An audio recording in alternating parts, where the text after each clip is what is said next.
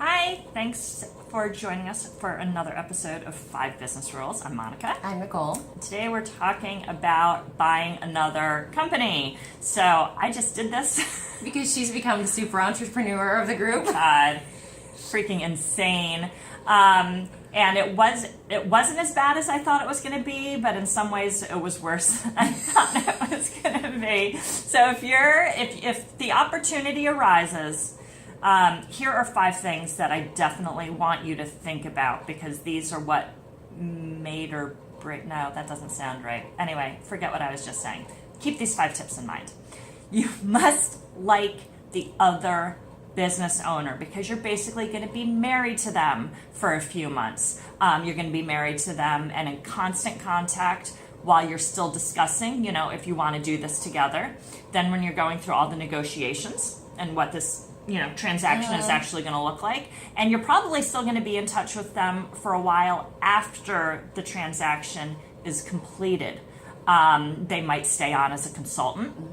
They might stay on in some sort of role, or they might just be like, hey, pick up the phone and call me, shoot me a note if you need anything.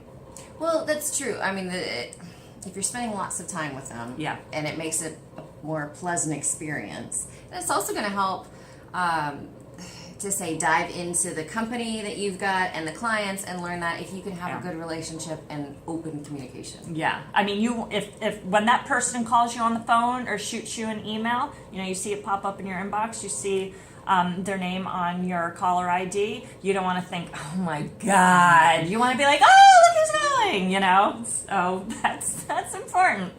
That's important. The other important thing is hiring a really good attorney who specializes in business transactions. You probably also want maybe an additional attorney, like maybe in a small firm, who specializes in contracts. These are kind of 2 different things. Contracts are one thing. Actually looking over a business and valuing it, that's a different set of skills. So definitely shop around for an attorney. Don't just, Well, it makes sense, because as pleasant as the relationship with the seller may be, you want to protect your interests and be aware of what you're getting into, the good and the bad. They need to look out for you, because you're not always going to be aware of everything, right? But they are, flat out.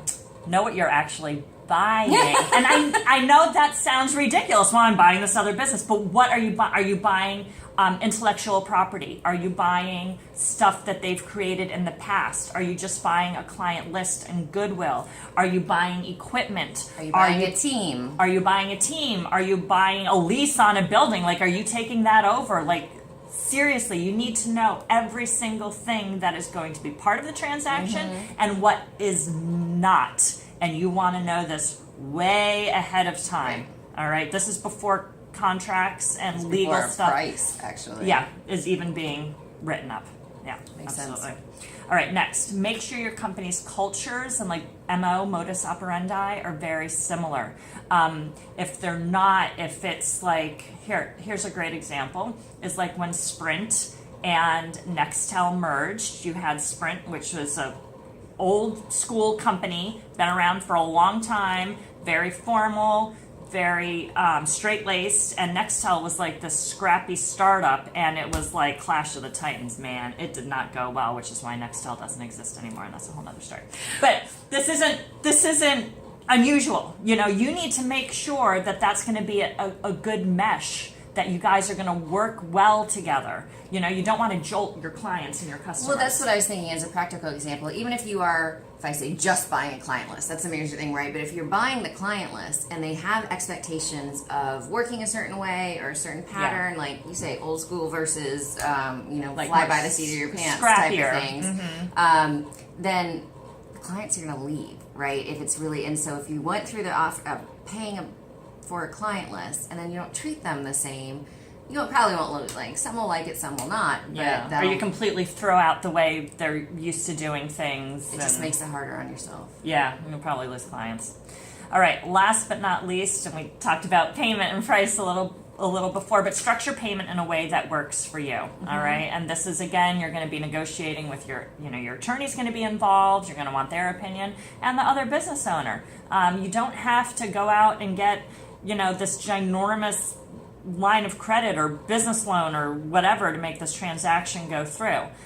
You can structure it so you pay you pay the company owner every month, after the transaction goes through, a percentage of what you earn from sales, And this was a surprise to me when you told me this, because I think when you told me I'm buying a company, I'm thinking you're writing a big check and canning it over, and that's, and you had a book and you had, a couple other things going on that it just seemed like a major investment. And it was of your time, but it didn't, like you said, it doesn't have to be a huge financial drain bank at one account. time. Right. Yeah, absolutely not. So it's doable. And you know what? It's worth looking into. Again, if the opportunity arises, look into it to see if it's going to work for you, because it might be one of the best things you've ever done. It might surprise you. So. It might, yeah. So thanks for watching. If you like this video, be sure to share it. Be sure to like it. Leave a comment. And we'll see you later. Bye. Bye.